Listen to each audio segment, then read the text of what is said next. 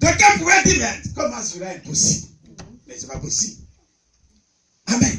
Amen. Souvent, il y a des enfants de Dieu qui mettent en doute la révélation des prophètes ou des dieux.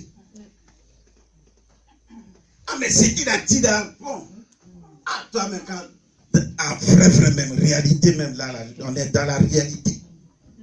On fait les trous. Il dit, il n'y aura pas pluie, mais l'eau va venir dans ces trous. Attends. Et ceci, si ce n'est pas la sorcellerie. Tout ce qui est bon, tout ce qui est surnaturel, tout ce qui peut dépasser notre entendement, on attribue ça aux sorciers. Comme si Dieu ne peut pas faire mieux que ça. Alléluia. Amen. Il dit, vous ne verrez pas de pluie tomber, mais ces forces que vous allez creuser seront remplies. Et ça encore, c'est pas tout. Parce que Dieu va vous donner la victoire sur les Moabites. Amen. Alléluia. Amen. Quand Dieu bénit, il ne s'arrête pas seulement à ton besoin, mais il va au-delà de ce que tu lui demandes. Amen. Alléluia. Amen. Pour pouvoir t'amener à croire davantage à lui, à ne point douter de sa capacité. Amen. Alléluia. Amen. Parce qu'il est invisible, tu penses qu'il ne peut pas faire de grandes choses. Oh, il est le Dieu des grandes capacités. Amen. Il est le Dieu des miracles. Amen. Le Dieu tout-puissant. Alléluia, c'est possible. Alléluia. Amen. Mais ils ont regardé les forces. Ils ont dit, mais attends, on a creusé depuis là, on ne va rien. Jézabel a dit que Dieu est avec lui. Ils vont commencer à regarder, tout le monde regardait Josaphat. C'est toi qui as parlé de prophète ici. D'aller consulter prophète. On est allé consulter prophète, il dit de creuser. On a creusé. Voilà les forces. Où est l'eau? Voilà les bêtes. Ça ne va pas. Nous-mêmes, on n'a plus de force. Le peu de force qui était en nous, on a utilisé ça pour creuser. Où est l'eau? Certainement, tu as épuisé tes forces. Et tu attends le miracle qu'on t'avait prophétisé. Si tu gênes et que tu pries, tu verras le miracle de Dieu s'accomplir dans ta vie. Tu as gêné. À tel enseigne que toi qui faisais 50 kilos, tu fais 30 maintenant. Alléluia. Amen. Et tu te poses la question, où est le miracle? J'ai fini de creuser, où est l'eau? Alléluia. Amen. Alléluia. Amen. Oh, il y a quelque chose que les enfants de Dieu oublient. La Bible dit, faites-moi connaître vos besoins. À des supplications, des prières. C'est là le problème. Quand on arrive sur les actions de grâce, la Bible ne nous dit pas et les actions de grâce, mais il dit avec. Il ne dit pas et. Il dit avec des supplications et des prières. Mais quand il arrive sur les actions de grâce, il dit avec. C'est-à-dire tes prières et tes supplications doivent être couvertes par l'action. Mais là, lorsque le chrétien arrive là, il s'arrête. Voici mes supplications, voici mes prières. Il s'arrête. Où est l'eau? Où est le miracle? On a creusé. Où est l'eau? On a creusé. Il a dit de creuser, on a creusé. Où est l'eau? Les supplications sont là. La prière accompagne. Mais, de l'autre côté, plusieurs accusent les hommes de Dieu sans toutefois accomplir ce que Dieu leur dit de faire. Ils s'arrêtent en cours de route et quand le miracle ne s'accomplit pas, il accuse. C'est un faux prophète.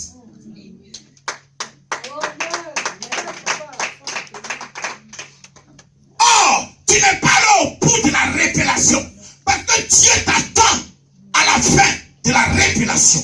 Il attend que tu accomplisses totalement la révélation pour voir sa gloire. Mais toi, tu fais à moitié et tu viens voir la gloire de Dieu. La gloire de Dieu ne se voit pas de la sorte. Donne-moi un point. Alléluia. Amen. Alors, ils ont compris une chose. Que aussi longtemps qu'on va force, on ne verra pas l'eau venir. Bien aimé, aussi longtemps que tu vas regarder les forces, tu ne vas pas voir l'eau venir dans ta vie. Mais ils ont compris vers le matin, ils ont dit, ah, depuis ici on a creusé, on n'a rien vu. Et ils ont pris la résolution. Et la Bible dit, au moment de l'offrande du matin, parce que c'est là Dieu les attendait. C'est là la finalité de la révélation du prophète Élisée. Il dit au moment de l'offrande du matin. Oh, cette offrande, ils ne se sont pas amusés. Ils ont dit, on avait un besoin. Et on a creusé. On n'a pas vu l'eau. Mais cette opportunité, nous n'allons pas rater cela. Au moment de l'offrande du matin, l'offrande qu'ils ont donnée à Dieu, la Bible dit, ils ont pris tous les bœufs, les animaux qu'ils avaient, ils ont détaché et ils ont fait une offrande à Dieu. C'était une offrande qui a touché le cœur de l'Éternel. Oh, alors Dieu a dit, j'ai vu qu'ils ont compris maintenant la révélation. Ils m'ont parlé de la supplication et de la prière. Et voici ce qui accompagne les supplications et la prière. L'action de grâce au moment de l'offrande du matin. La Bible dit, il n'y a pas eu de vent, ni de tonnerre. Mais tel que la révélation a été donnée, tel qu'elle s'est accomplie. Je suis venu parler à quelqu'un ce matin. Aussi longtemps que tu t'arrêteras en cours de route de la révélation, tu ne pourras pas voir la main de Dieu s'accomplir. Car la gloire de Dieu se voit à la fin des choses. Tu ne veux pas donner de l'eau et tu veux avoir l'eau dans ta vie.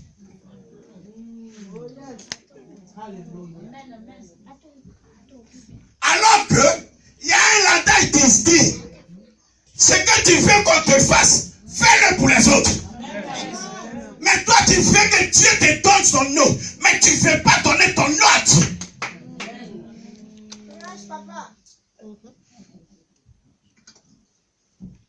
Alléluia.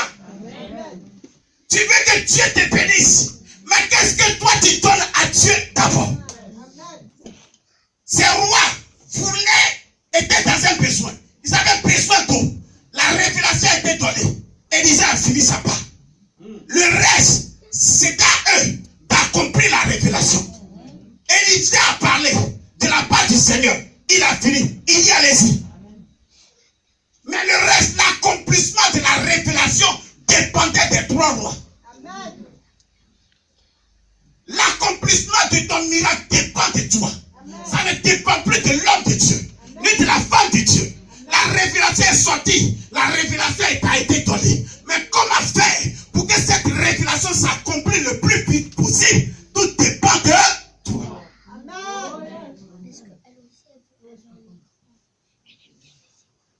Alléluia. Avant d'accuser l'homme de Dieu ou le prophète, ou de le traiter de faux, pose-toi la question de savoir, est-ce que tu as accompli toute la révélation? Est-ce que tu es allé au bout de la révélation? Parce que les gens s'arrêtent là. Oh, ça là, c'est des escrocs. C'est des escrocs. Regardez un peu. La Bible nous dit quoi? Dans le livre de 1 Samuel, Elkanah et ses deux femmes, Anne et Pénina. Et la Bible dit que Anne avait un besoin. Le besoin de Anne, c'était d'avoir un enfant.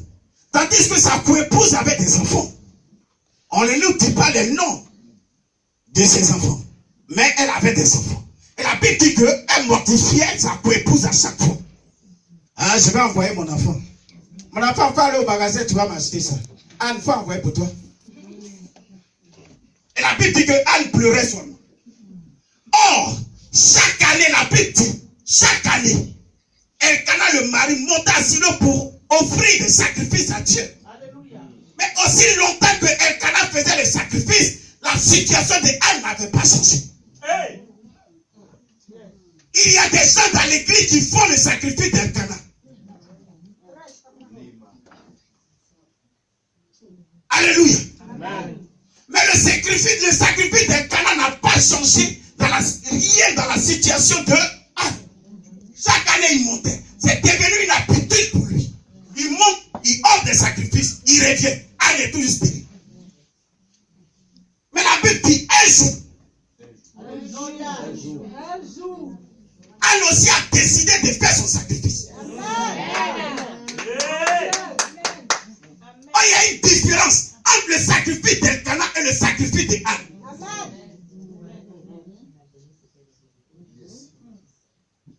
Aussi longtemps que tu seras dans le sacrifice d'Elkana, ta situation ne va pas changer. Parce qu'Elkana avait de l'argent, il avait tout ce qu'il fallait, alors il partait donner. Il y a des gens qui donnent,